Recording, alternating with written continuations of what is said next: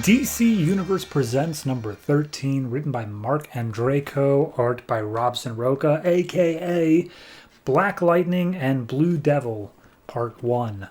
This is, of course, an anthology book covering multiple stories, and we are hitting the Black Lightning and Blue Devil, two characters that I am pretty much not familiar with at all. Black Lightning a little more so, but Blue Devil's just total stranger to me. So we open up in downtown LA where a drug deal's going on.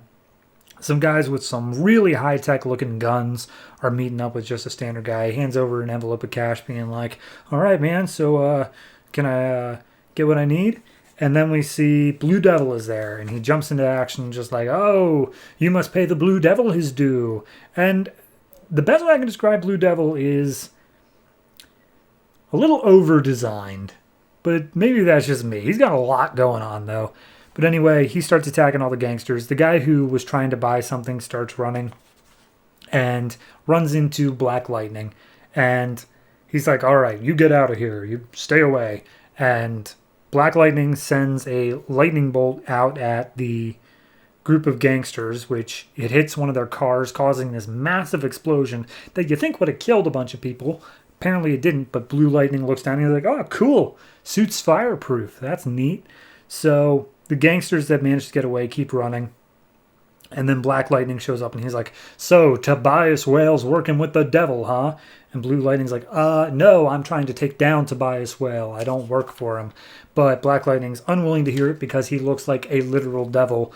And a fight breaks out between the pair of them. Black Lightning throws out some lightning. Blue Devil charges him. And Black Lightning dodges until Blue Devil throws his, I'll call it a pitchfork, whatever you want to call it, at Blue Lightning, or Black Lightning, trapping his arm. And when Black Lightning tries to fire off a lightning bolt, it ends up shocking himself. So then the cops show up in a helicopter, and there's apparently a whole bunch of civilian onlookers. And Black Lightning uses the opportunity to get shot off on Blue Devil. I might occasionally say Black Devil or Blue Lightning. Forgive me. Go by the second word. So at that point, Blue Devil's like, all right, I'm out. And he just flies off, seemingly. Next day, I think it's Jefferson Pierce. Yes, Jefferson Pierce is teaching class in a high school. And he's reading a newspaper article calling the pair of them either heroes or psychos. And bell goes off, everyone leaves. And Jefferson's dad shows up. And he's like, hey, I'm a reporter. And I got a source. Let's go to dinner.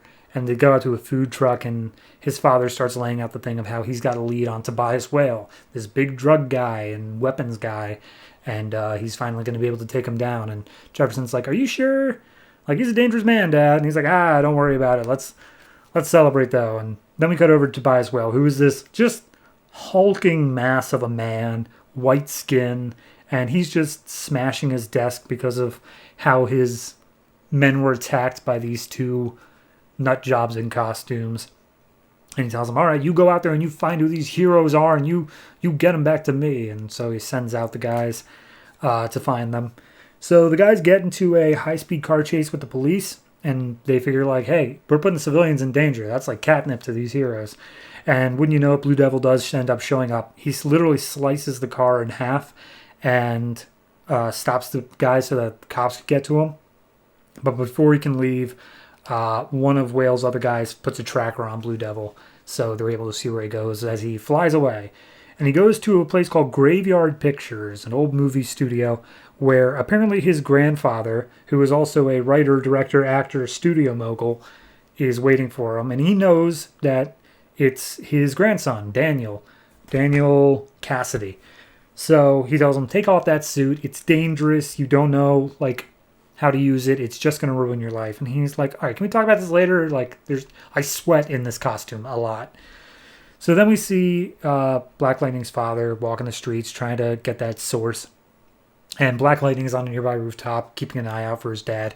And his dad seemingly says the wrong word, gets some guns pulled on him, and Black Lightning rushes in with his powers.